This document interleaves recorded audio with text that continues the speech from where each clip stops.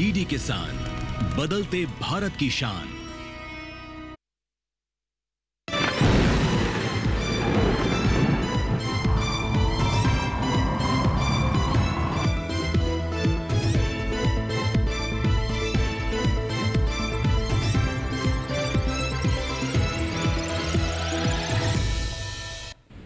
नमस्कार, आप देख रहे हैं दूरदर्शन किसान। मौसम खबर में आप सभी का स्वागत है। मैं हूं मोनालिसा। मौसम खबर में बताएंगे आपको मौसम के पूर्वानुमान के बारे में, साथ ही वायु की गुणवत्ता का हाल और तापमान की स्थिति के बारे में भी जानेंगे। लेकिन आइए पहले मौसम से जुड़ी हुई 5 बड़ी खबरों पर नजर डाल लेते हैं।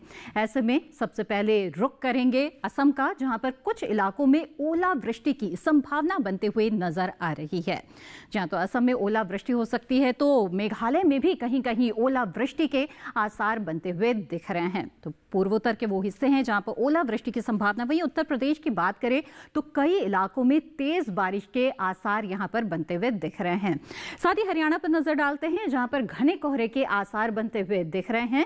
और साथ ही अब बात करेंगे केरल की, तो कई इलाकों में यहां पर बारिश की संभावना बनती हुई नजर आ रही है। जहां तो जाना अपने मौसम से जुड़ी हुई 5 बड़ी खबरें। आइए अब जान लेते हैं कि भारत मौसम विज्ञान विभाग की तरफ से किस तरह का अलर्ट जारी किया गया है। देश के वो कौन से हिस्से हैं जहां पर मौसम के लिहाज से आपको नजर बनाकर रखने की जरूरत है या सतर्क रहने की जरूरत है। और इस बारे में महत्वपूर्ण जानकारी के लिए आइए रुख करते हैं हमारी एआई एंकर भूमिका।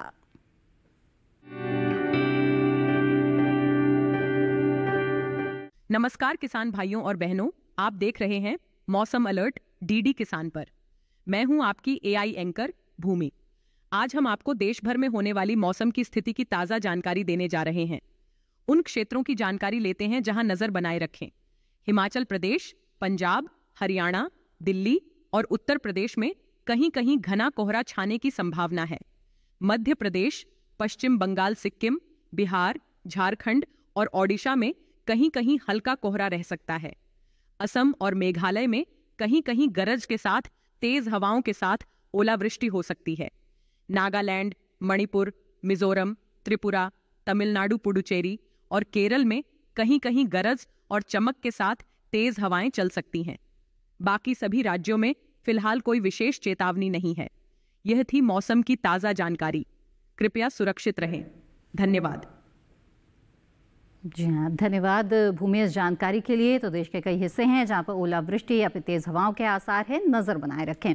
आगे बढ़ते हैं, नजर डाल लेते हैं मौसम पूर्वानुमान पर। आइए अब आपको बताते हैं कि देश के वो कौन से हिस्से हैं जहां पर अगले 24 से 48 घंटों के दौरान बारिश हो सकती है या फिर मौसम साफ रहेगा। उत्तर भारत पर सबसे पहले नजर डालेंगे तो जम्मू कश्मीर, लद्दाख, हिमाचल प्रदेश और उत्तराखंड में मौसम साफ रहेगा। वहीं पंजाब, हरियाणा, दिल्ली की बात की जाए तो यहाँ पर भी बरसात के आसार नजर नहीं आ रहे हैं। पश्चिमी उत्तर प्रदेश और पूर्वी उत्तर प्रदेश में भी फिलहाल 24 से 48 घंटों के दौरान बारिश के आसार नजर नहीं आ रहे हैं। तो उत्तर भारत में हम देख रहे हैं कि मौसम बिल्कुल साफ रहने के आसार हैं आने वाले 24 से 48 घंटों के दौरान। अब आगे बढ़ेंगे और जानेंगे कि पूर्वी पूर्वोत्तर भारत का क्या हाल रहेगा। तो खास तौर पे उप हिमालय, पश्चिम बंगाल और सिक्किम में हम देख रहे हैं कहीं कहीं बारिश हो सकती है। लेकिन पूर्वोत्तर के बाकी हिस्से अरुणाचल प्रदेश, असम, मेघालय, नागालैंड, मणिपुर, मिजोरम, त्रिपुरा, साथ ही भी झारखंड, उड़ीसा और गांगे पश्चिम बंगाल में भी बारिश के लिहाज से मौसम बिल्कुल साफ रहेगा। आइए रुक करते हैं दक्षिण भारत का। अंडमान निकोबार द्वीप समूह में कई जगहों पर बारिश हो सकती है। साथ ही लक्षद्वीप में भी अनेक स्थानों पर बरसात के आसार है। केरल में भी कई जगहों पर बारिश हो सकती है। तमिलनाडु, पुडुचेरी में कहीं कहीं बादल बरस सकते हैं। इसके अलावा जो दक्षिण भारत का हिस्सा है, कर्नाटक, तेलंगाना, तटीय आंध्र प्रदेश, यहाँ पर मौसम साफ रहेगा। साथ ही अब जान लेते हैं पश्चिम और मध्य भारत का हाल। तो यहाँ पर भी जैसे कि आप देख रहे हैं बरसात के आसार नहीं है। राजस्थान, गुजरात, सौराष्ट्र, कच्छ हो या फिर मध्य प्रदेश, छत्तीसगढ़, कोंकण, मध्य महाराष्ट्र, मराठवाड़ा और विदर्भ में भी बारिश के लिहाज से मौसम बिल्कुल साफ बना रहेगा। यहां पर भी बरसात के आसार नहीं है। पिछले 24 घंटों के मौसम का हाल अगर आपको बताएं तो हरियाणा में यहाँ पर कोहरा छाया रहा। साथ ही पश्चिमी उत्तर प्रदेश में भी कहीं कहीं पर कोहरा रहा। पूर्वी उत्तर प्रदेश में भी कोहरे का असर देखा गया कई इलाकों में। तो खासतौर पे उत्तर भारत के ये वो हिस्से हैं जहां पर कोहरा छाया रहा। इसके अलावा तटीय आंध्र प्रदेश में भी कोहरा छाया रहा। अंडमान निकोबार द्वीप समूह, लक्षद्वीप में भी इसी तरह की स्थितियां नजर आई। तटीय कर्नाटक, केरल, तमिलनाडु, पुडुचेरी में भी कहीं कहीं पर इसी तरह के हालात नजर आए। और इसके साथ ही आपको बता दें कि कहीं कहीं पर बरसात भी दर्ज की गई है। तो ये तो जाना आपने हाल पिछले 24 घंटों का। और इसी के साथ यहाँ पर मौसम खबर में वक्त हो चला है एक छोटे से ब्रेक का। जल्द हाजिर होंगे, आप बने रहें दूरदर्शन किसान पर।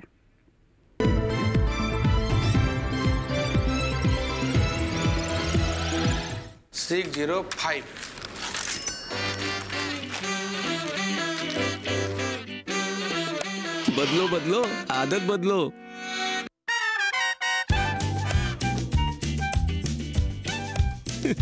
बदलो बदलो, आदत बदलो। अब नजदीकी बैंक जाकर फटे पुराने नोट्स बदलिए। अगर बैंक मना करे तो आरबीआई के ओम्बुड्समैन से शिकायत करें। आरबीआई कहता है, जानकार बनिए, सतर्क रहिए।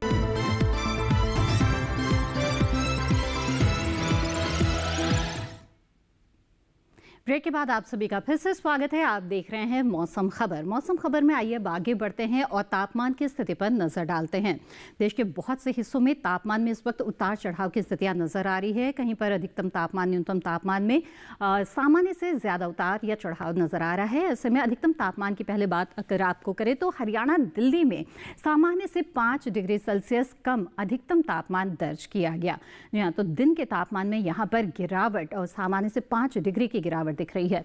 साथ ही पश्चिमी पूर्वी राजस्थान में सामान्य से 1.6 से 3 डिग्री सेल्सियस कम अधिकतम तापमान रहा। पश्चिमी उत्तर प्रदेश में भी इसी तरह की स्थितियां रही हैं और यहां पर भी अधिकतम तापमान में सामान्य से 1.6 से 3 डिग्री सेल्सियस की गिरावट दर्ज की गई।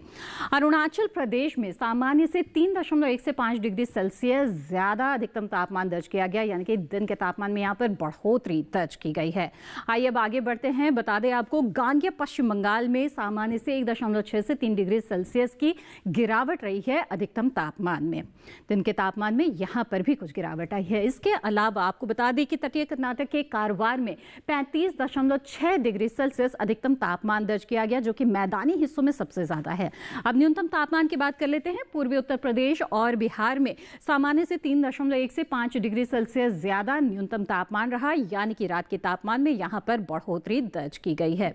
इसके अलावा आपको बता दें, छत्तीसगढ़, ओडिशा में सामान्य से 2 से 3 डिग्री सेल्सियस कम रहा है न्यूनतम तापमान। गांगेय पश्चिम बंगाल में भी सामान्य से 2 से 3 डिग्री की गिरावट दर्ज की गई है न्यूनतम तापमान में। इसके साथ ही तेलंगाना, तटीय आंध्र प्रदेश में सामान्य से 2 से 3 डिग्री सेल्सियस की गिरावट रही है, यानी कि रात के तापमान में यहां पर भी कमी देखी जा रही है, गिरावट दर्ज की गई है। इसके साथ ही आपको बता देते हैं अब मध्य महाराष्ट्र और विदर्भ के बारे में, जहां पर न्यूनतम तापमान में गिरावट रही है। सामान्य से 2 से 3 डिग्री सेल्सियस की गिरावट यहां पर दर्ज की गई। आगे बढ़ते हुए आपको बता दें, पूर्वी राजस्थान में सामान्य से 2 से 3 डिग्री की गिरावट रही है न्यूनतम तापमान में। पूर्वी मध्य प्रदेश में भी सामान्य से 2 से 3 डिग्री सेल्सियस कम न्यूनतम तापमान दर्ज किया गया है। और इसके साथ ही अब पूर्वी राजस्थान के सीकर में बता दें, जहां पर 7.2 डिग्री सेल्सियस न्यूनतम तापमान रहा, यानी कि मैदानी हिस्सों में यहां पर सबसे कम तापमान दर्ज किया गया। इसके अलावा आइए अब देश के तमाम अहम शहरों पर नजर डाल लेते हैं और देखते हैं कि यहां पर तापमान की क्या स्थिति रही।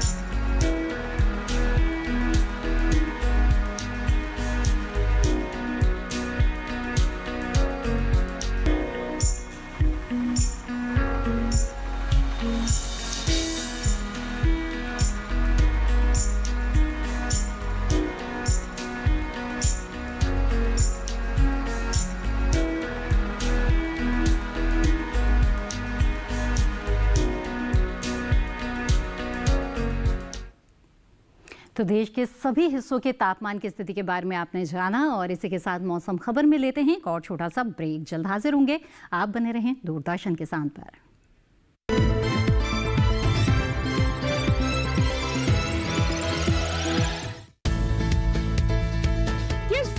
की क्या है चाल, किस मंडी का क्या है हाल,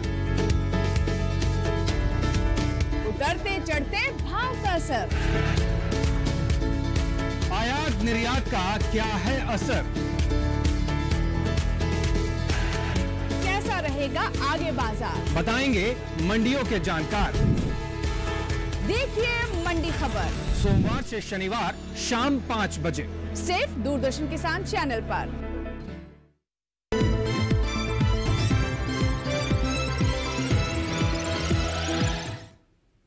ब्रेक के बाद आप सभी का फिर से स्वागत है। आप देख रहे हैं मौसम खबर। आइए मौसम खबर में आगे बढ़ते हैं और अब बारी है जानने की वायु गुणवत्ता के बारे में। जी हां, आपके शहर की हवा कैसी है ये आइए जानते हैं वायु गुणवत्ता सूचकांक के आधार पर। और इस बारे में महत्वपूर्ण जानकारी के लिए चलते हैं हमारी एआई एंकर भूमि के पास।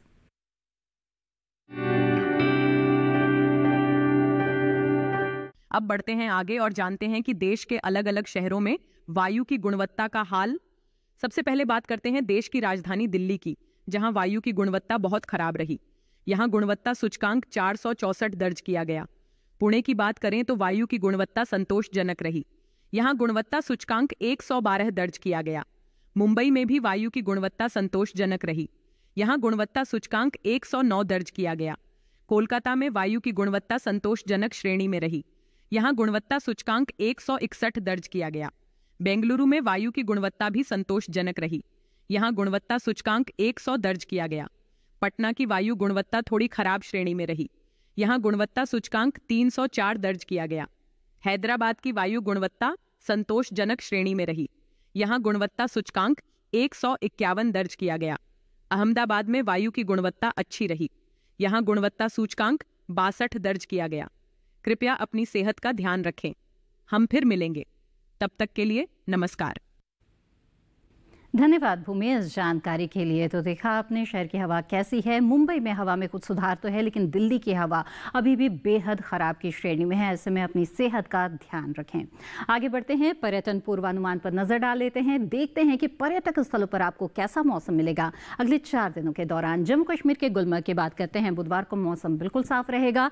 3 से -2 के बीच रहेगा तापमान। लगभग ऐसा ही तापमान अगले दिन भी बरकरार रहेगा, लेकिन हल्के बादल छा सकते हैं। शुक्रवार को भी हल्के बादल छाने के आसार है और 4 से -3 के बीच तापमान रहेगा।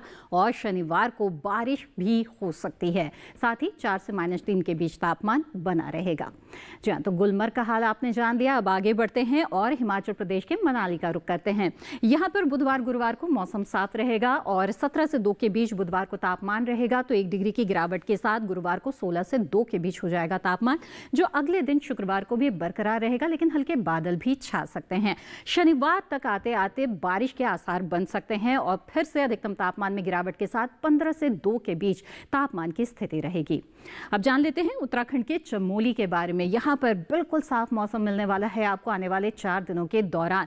बुधवार को 24 से 7 के बीच रहेगा तापमान। 1 डिग्री की गिरावट के साथ ही गुरुवार को 23 से 6 के बीच हो जाएगा यह तापमान, जो बरकरार रहेगा शुक्रवार शनिवार तक, यानी कि आगे उतार चढ़ाव नहीं है तापमान में। मौसम भी बिल्कुल खुला हुआ मिलेगा आपको चमोली में। तो जाना आपने चमोली के बारे में, जहां पर अगले 4 दिनों के दौरान बिल्कुल साफ मौसम आपको मिलने वाला है। अब उत्तर प्रदेश के मथुरा का रुख करते हैं। यहां पर आपको सुबह के समय कोहरा मिल सकता है, लेकिन दिन चढ़ने के साथ साथ मौसम साफ हो जाएगा। तापमान की बात करें तो अधिकतम तापमान 27 डिग्री सेल्सियस लगातार बना रहेगा। न्यूनतम तापमान 16 डिग्री सेल्सियस रहेगा बुधवार से शुक्रवार तक। शनिवार को 1 डिग्री की गिरावट के साथ 15 डिग्री तक न्यूनतम तापमान आ जाएगा, यानी कि 27 से 15 के बीच तापमान की स्थिति रहेगी। असम के गुवाहाटी की बात करें तो यहां पर भी आपको सुबह के समय कोहरा मिल सकता है। दिन चढ़ने के साथ मौसम साफ हो जाएगा। 30 से 18 के बीच रहेगा तापमान और बुधवार गुरुवार शुक्रवार लगातार तापमान की यही स्थिति बनी रहेगी। शनिवार को न्यूनतम तापमान बरकरार रहेगा 18 को, लेकिन अधिकतम तापमान में 1 डिग्री की गिरावट आ सकती है। जी हाँ, तो गुवाहाटी के बारे में भी जाना आपने कि यहाँ पर भी लगभग साफ मौसम मिलेगा, बस सुबह आपको धुंध मिल सकती है। नागालैंड के कोहिमा की बात करें तो यहाँ पर भी आपको साफ मौसम मिलेगा, लेकिन सुबह यहाँ पर भी आपको धुंध छाई हुई मिल सकती है। और 22 से 8 के बीच रहेगा तापमान बुधवार को, 1 डिग्री की गिरावट अधिकतम तापमान में, और गुरुवार को 21 से 8 के बीच में हो जाएगा तापमान। शुक्रवार को काफ़ी गिरावट है और 18 से 10 के बीच में यहाँ पर तापमान हो जाएगा। अधिकतम तापमान में खासतौर पर गिरावट है। शनिवार को 7 से 9 के बीच बीच तापमान की स्थिति रहेगी। वहीं केरल के मुन्नार की बात करें तो यहाँ पर आने वाले 4 दिनों के दौरान हल्के बादल छाते रहेंगे और इसके साथ ही 26 डिग्री सेल्सियस अधिकतम तापमान लगातार बना रहेगा। वहीं न्यूनतम तापमान की बात करें तो 15 डिग्री के आसपास यहाँ पर न्यूनतम तापमान की स्थिति लगातार बनी रहेगी, यानी कि तापमान में कोई उतार चढ़ाव नहीं है। साथ ही मौसम भी बिल्कुल एक सा ही बना रहेगा, हल्के बादलों की आवाजाही चल सकती है।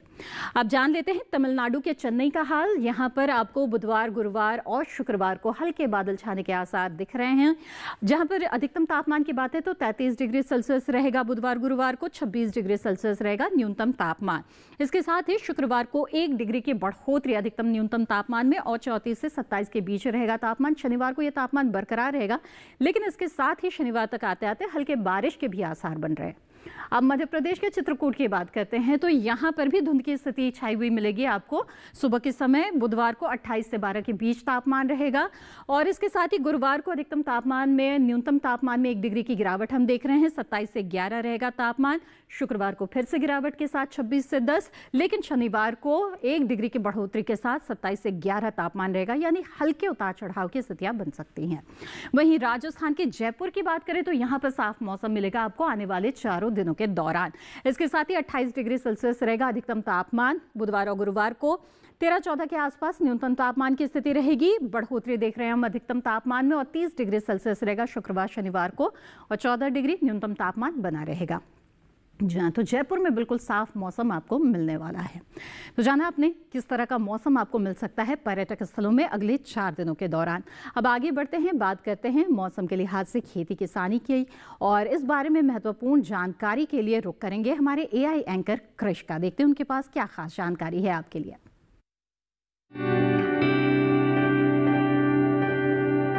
नमस्कार, आप देख रहे हैं DD किसान। मैं हूं AI कृष और आज हम उत्तर प्रदेश और मध्य प्रदेश में होने वाली खेती किसानी से संबंधित सलाहों के बारे में पूरी जानकारी देंगे। उत्तर प्रदेश के प्रयागराज के किसान धान की पकी फसलों की कटाई कर लें। प्रयागराज में किसान अरहर में लीफ रोलर से बचाव के लिए इमिडाक्लोप्रिड का छिड़काव कर लें। साथ ही यहाँ के किसान मूंगफली को जड़ सड़न रोग से बचाने के लिए जरूरी दवाएं छिड़क लें। यहाँ इस समय गेहूं की विभिन्न किस्मों की बुवाई की जा सकती है। उत्तर प्रदेश के कुशीनगर के किसान आलू की बुवाई के लिए खेत तैयार कर लें। यहाँ इस समय आलू की विभिन्न किस्मों की बुवाई की जा सकती है। उत्तर प्रदेश के लखनऊ के किसान लहसुन, मूली, मेथी, धनिया और पालक की बुवाई कर सकते हैं। उत्तर प्रदेश के आगरा के किसान पत्ता गोभी और फूल गोभी के पौधों का रोपण कर लें। उत्तर प्रदेश के आगरा में किसान मटर की विभिन्न किस्मों की बुवाई कर लें। यहाँ सरसों की फसल में इल्ली का प्रकोप दिखाई देने पर जरूरी दवाएं भी छिड़क लें। मध्य प्रदेश के किसान कपास की पकी फसलों की कटाई कर लें। मध्य प्रदेश के छिंदवाड़ा के किसान गेहूं, आलू और सरसों की बुवाई के लिए खेत तैयार कर लें। बुवाई से पहले इनके बीजों को उपचारित जरूर कर लें। साथ ही यहाँ शरदकालीन गन्ने की बुवाई भी की जा सकती है। मध्य प्रदेश के छतरपुर में इस समय प्याज की नर्सरी लगाई जा सकती है। इसी तरह कृषि और किसानों से जुड़ी हर महत्वपूर्ण जानकारी के लिए हमारे साथ जुड़े रहिए और देखते रहिए DD किसान। धन्यवाद। धन्यवाद कृष इस जानकारी के लिए। तो उत्तर प्रदेश के किसानों ने जाना कि वो इस वक्त किस तरह के समसामयिक कार्य कर सकते हैं। कृषि वैज्ञानिकों की सलाह के आधार पर अगर आप खेती किसानी करते हैं तो निश्चित तौर पर आपको अच्छी पैदावार भी मिलेगी और रोग कीट की जो आशंकाएं हैं वो भी कम हो जाती है।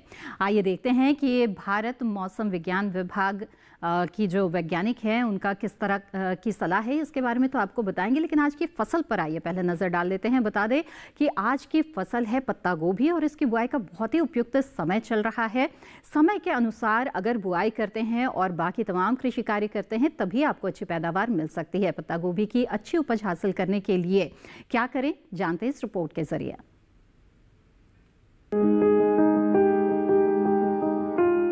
ये समय पत्ता गोभी की बुआई के लिए काफी बेहतर है।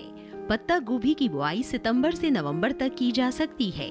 किसान पूसा मुक्ता किस्म लगा सकते हैं। इस किस्म की बुआई पूरे भारत में किसी भी इलाके में की जा सकती है। इस किस्म की 1 हेक्टेयर में बुआई करने पर 300 क्विंटल तक की पत्ता गोभी ली जा सकती है। इस किस्म की पत्ता गोभी आकार में मध्यम, चपटी और गोल होती है। इसके पत्ते हल्के हरे रंग के होते हैं। पत्ते के किनारे लहरदार होते हैं। पत्ता गोभी की ये किस्म बुआई के 70 से 75 दिनों बाद तैयार हो जाती है। इसके अलावा किसान गोल्डन एकड़ किस्म भी लगा सकते हैं। बुआई के 60 से 75 दिनों में तैयार हो जाती है। 1 हेक्टेयर में लगाने पर 200 से 240 क्विंटल तक उपज ली जा सकती है। ये छोटे आकार की लेकिन ठोस होती है। इसके अलावा पूसा बंद गोभी संकर 1 किस्म भी लगाई जा सकती है। ये किस्म जम्मू कश्मीर, हिमाचल प्रदेश और उत्तर प्रदेश में लगाने के लिए उपयुक्त है। 1 हेक्टेयर में इसकी 350 से 400 क्विंटल तक की उपज ली जा सकती है। इसके बाद बंद गोल, ठोस, हरे और बाहरी पत्तियों से लहरनुमा ढके हुए होते हैं। बुआई से पहले खेतों को जोत कर अच्छी तरह तैयार कर ले। खरपतवार को पूरी तरह से साफ कर ले। 1 हेक्टेयर में बिजाई के लिए 400 से 500 ग्राम बीज काफी रहेंगे। बुआई के समय कतार से कतार की दूरी 45 से 50 सेंटीमीटर और पौध से पौध की दूरी 30 से 40 सेंटीमीटर रखें। बुआई के तुरंत बाद पहली सिंचाई कर दें। इसके बाद 7 से 10 दिन के अंतराल पर सिंचाई करें। खरपतवार पर काबू के लिए 2 बार निराई करें। जी हाँ, तो जाना आपने देश के अलग अलग हिस्सों में आप पत्ता गोभी की कौन सी किस्में ले सकते हैं। आइए आगे बढ़ते हैं और देखते हैं कि भारत मौसम विज्ञान विभाग के कृषि मौसम वैज्ञानिक डॉक्टर आशा लटवाल की आपके लिए क्या सलाह है इस वक्त। तमिलनाडु में प्रतिरोपित धान के खेतों तथा धान की नर्सरी से अतिरिक्त जल की निकासी करें। कपास के फूलों को झड़ने से रोकने हेतु 60 दिन पुरानी फसल में जल निकासी प्रदान करें। मिट्टी में उपयुक्त नमी होने पर चना एवं मूंगफली की बुआई करें। अंडमान और निकोबार द्वीप समूह में जल्द से जल्द परिपक्व धान की कटाई करें और काटी गई फसल को 12 से 14% नमी की मात्रा तक सुखा लें। साथ ही काटी हुई सुपारी को भी खुले में सुखा लें। आगामी कुछ दिनों के दौरान हिमाचल प्रदेश, पंजाब, हरियाणा, दिल्ली तथा उत्तर प्रदेश के कुछ हिस्सों में घने कोहरे की स्थिति बने रहने की संभावना है। इस प्रकार के मौसम में फसलों में अनेक प्रकार के कीट एवं रोगों की संभावना बढ़ जाती है। अतः किसान भाइयों से अनुरोध है कि खड़ी फसलों की निगरानी करते रहें। झुलसा रोग की संभावना को ध्यान में रखकर आलू, टमाटर और प्याज की फसलों की निगरानी करें और यदि कोई लक्षण दिखाई दे तो पौध संरक्षण उपाय करें। देश के अन्य हिस्सों की बात करें तो केरल में धान की रोपाई जारी रखें। केले के पौधों तथा सब्जियों को सहारा प्रदान करें। उड़ीसा में परिपक्व धान की कटाई के बाद फसल को 2 या 3 दिन तक खेत में सुखाने के बाद ही मड़ाई का कार्य करें। कपास की चुनाई जारी रखें। मूंगफली, सरसों एवं तोरियां की बुआई करें। मिर्च, टमाटर, शिमला मिर्च, फूल गोभी और बैंगन की रोपाई जारी रखें। बिहार में परिपक्व धान एवं खरीफ मक्के की कटाई करें। रबी मक्का की बुआई करें। साथ ही आलू की रोपाई करने की सलाह भी दी जाती है। गांगी पश्चिम बंगाल में अमन धान की कटाई जारी रखें। शीतकालीन सब्जियों की रोपाई भी प्रारंभ करें। इसी के साथ आज के मौसम खबर में बस इतना ही। मौसम खबर को आप दूरदर्शन किसान के YouTube चैनल पर भी देख सकते हैं। इसके लिए टीवी स्क्रीन पर दिखाए जा रहे QR कोड को स्कैन करें। मौसम का ताज़ा हाल और कृषि सलाह के साथ फिर होंगे हाजिर। तब तक के लिए दीजिए इजाजत। नमस्कार।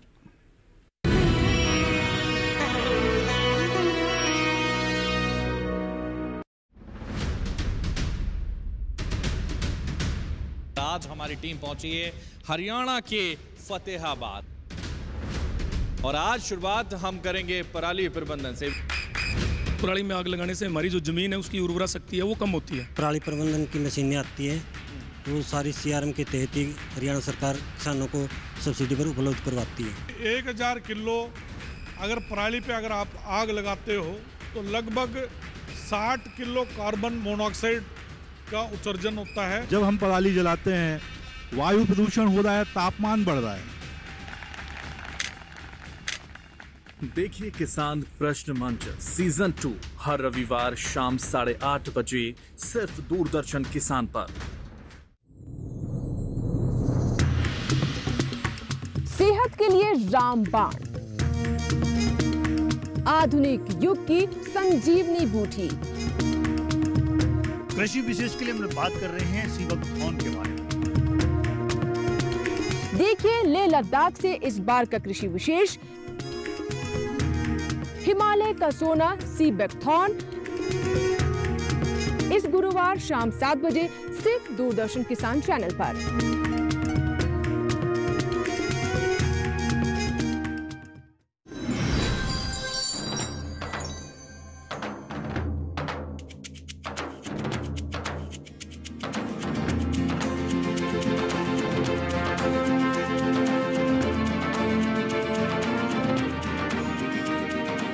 फसल की कटाई के साथ ही उत्तर भारत के किसान अगली फसल की तैयारी में लग जाते हैं, पर अगली फसल की तैयारी किसी चुनौती से कम नहीं होती, क्योंकि पिछली फसल की कटाई के बाद जो अवशेष खेतों में रह जाते हैं उनका निपटान भी करना होता है। ये जो अवशेष खेतों में रह जाते हैं इन्हें हम आम बोलचाल की भाषा में पराली कहते हैं।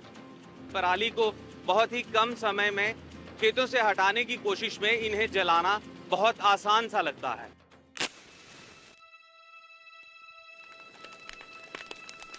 क्या इसे जलाना सही है?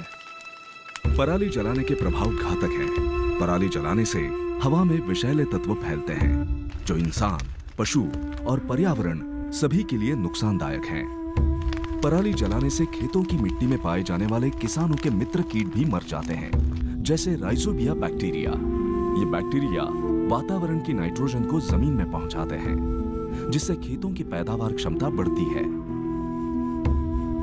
पराली जलाना सही नहीं है।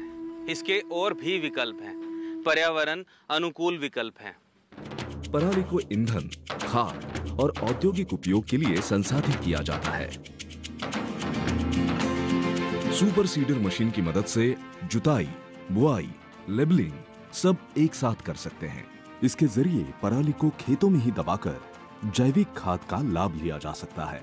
1 टन धान के भूसे में लगभग 5.5 kilogram nitrogen, 2.3 kilogram phosphorus pentoxide, 25 kilogram potassium oxide, 1.2 kilogram sulphur, चावल द्वारा अवशोषित 50 से 70% सूक्ष्म पोषक तत्व और 400 किलोग्राम कार्बन पाया जाता है, जो धान की पराली जला देने से नष्ट हो जाता है। पराली को मिट्टी में मिलाने से अनाज के पोषक तत्व, मिट्टी के कुछ गुण जैसे मिट्टी का तापमान, पीएच, नमी, उपलब्ध फास्फोरस और मिट्टी के कार्बनिक पदार्थ भी बरकरार रहते हैं। साथ ही खाद खर्च पर 1500 से 2000 रुपए प्रति हेक्टेयर की भी बचत होती है। रोटरी मल्चर फसल के बचे हुए अवशेषों को छोटे छोटे टुकड़ों में काटता है, फिर उन्हें मिट्टी में मिला देता है। इससे मिट्टी की संरचना में सुधार होता है। सुपर स्ट्रा मैनेजमेंट सिस्टम या स्ट्रा मैनेजमेंट सिस्टम एक ऐसा उपकरण है जो कंबाइन हार्वेस्टर से निकालने वाली पराली को छोटे छोटे टुकड़ों में काटता और फैलाता भी है। इससे पराली को आसानी से मिट्टी में मिलाया जा सकता है और पराली जलाने की जरूरत नहीं पड़ती। रीपर कम बाइंडर मशीन फसल की कटाई के साथ साथ उनका बंडल भी बनाती है, जिन्हें आसानी से एकत्र किया जा सकता है। इस मशीन की सहायता से किसान खेत में 5 से 7 सेंटीमीटर ऊपर फसल की कटाई भी आसानी से कर सकते हैं। स्ट्रॉ बेलर मशीन पराली को गट्ठर में बदलता है। इन गट्ठरों को फैक्ट्रियों तक पहुंचाया जा सकता है, जहां इससे बहुत सारी चीजें जैसे कि ऑर्गेनिक डिस्पोजेबल बर्तन, थर्मोकॉल इत्यादि बनाई जाती हैं, जो पर्यावरण अनुकूल हैं। इससे किसान अपनी आय भी बढ़ा सकते हैं। भारत सरकार के सहयोग से पंजाब प्रदेश में क्रॉप रेजिड्यू मैनेजमेंट स्कीम चलाई जा रही है, जिसके तहत जहां पर किसानों को पराली प्रबंधन के लिए जो के धान के अवशेष बच जाते हैं उनको संभालने के लिए, उसका इन सिटू मींस उसको खेत में मिट्टी में मिलाने के लिए, जहां उसको खेत से बाहर निकालकर उसको इंडस्ट्री को सेल करने के लिए एक स्कीम चलाई जा रही है, क्रॉप रेजिड्यू मैनेजमेंट। इसके तहत इनको मशीनरी जिसमें मुख्य तौर पर baler, rake, happy seeder, super seeder, smart seeder और क्रॉप रीपर ऐसी मशीनें हैं जो किसानों को 50% से लेकर 80% सब्सिडी ली रही है। पराली से जैविक खाद बनाना एक कारगर तरीका है। इसे कंपोस्टिंग की प्रक्रिया द्वारा खेतों में ही सड़ाया जा सकता है, जिससे जमीन की उर्वरता बढ़ती है और फसलों को प्राकृतिक पोषण भी मिलता है। पराली से बायोगैस बनाना एक प्रभावी तरीका है। इस प्रक्रिया से न केवल ऊर्जा उत्पन्न होती है, बल्कि ये पराली के सही निपटान का भी समाधान प्रस्तुत करती है। पराली प्रबंधन के बहुत सारे विकल्प हैं और इसमें सरकार भी सहायता कर रही है। अब जरा सोचिए, माचिस या मैकेनिज्म?